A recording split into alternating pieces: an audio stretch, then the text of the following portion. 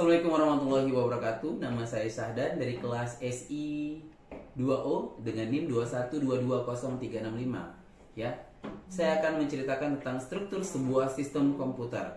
Yang pertama ada input device atau alat masukan. Ya, ini adalah perangkat keras komputer yang berfungsi sebagai alat untuk memasukkan data atau perintah ke dalam komputer. Yang kedua, output device atau alat keluaran.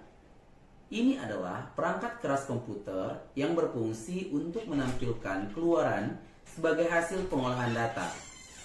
Keluarannya dapat berupa hard copy, ke kertas, soft copy, ke monitor, ataupun berupa suara. Yang ketiga ada I/O port. Bagian ini digunakan untuk menerima ataupun mengirim data keluar sistem. Peralatan input dan output di atas terhubung melalui port ini. Nah, yang keempat adalah CPU atau Central Processing Unit. CPU ini merupakan otak sistem komputer dan memiliki dua bagian fungsi operasional, yaitu ALU atau Arithmetical Logical Unit. Ini sebagai pusat pengolahan data, dan CU atau Control Unit sebagai mengontrol kerja komputer. Berikutnya, yang kelima adalah memori. Memori terbagi menjadi dua bagian, yaitu memori internal dan memori eksternal. Nah, memori internal ini berupa RAM atau Random Access Memory, yaitu berfungsi untuk menyimpan program yang kita olah untuk sementara waktu.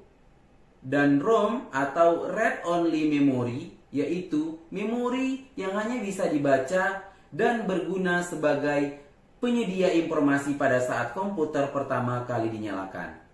Nah, yang berikutnya adalah yang keenam, data bus. Ini adalah jalur-jalur perpindahan antara modul dalam sistem komputer, karena pada suatu saat tertentu masing-masing saluran hanya dapat membawa satu bit data. Maka jumlah saluran menentukan jumlah bit yang dapat ditransfer pada suatu saat. Lebar data bus ini menentukan kinerja sistem secara keseluruhan.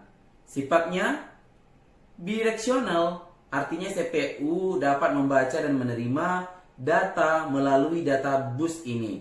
Data bus ini biasanya itu terdiri atas 8, 16, 32 atau 64 jalur paralel. Yang ketujuh adalah address bus. Digunakan untuk menandakan lokasi sumber ataupun tujuan pada proses transfer data pada jalur ini.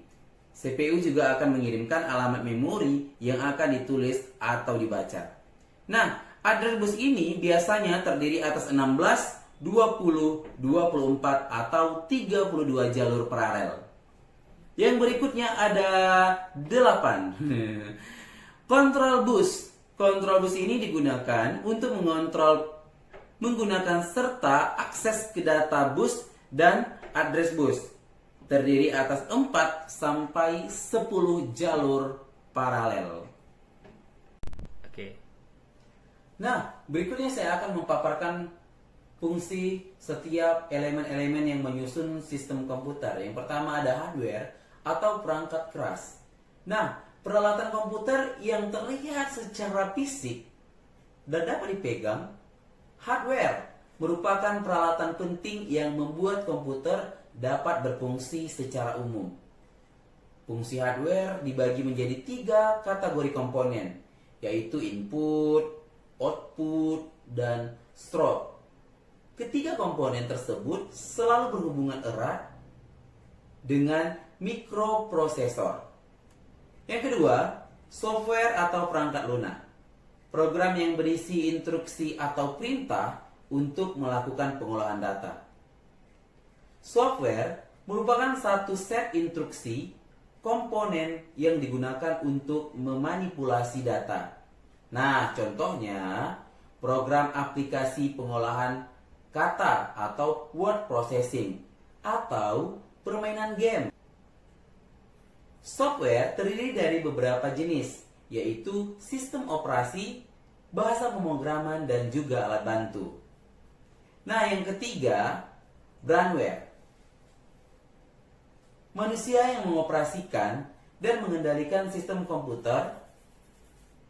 Yang ketiga, brandware, manusia yang mengoperasikan dan mengendalikan sistem komputer. Bagaimanapun juga, contohnya komputer, tanpa brandware, komputer tersebut tak berarti apa-apa. Berdasarkan fungsinya, brandware dibagi menjadi 4 tingkatan pengguna. Sekian dan terima kasih. Assalamualaikum warahmatullahi wabarakatuh.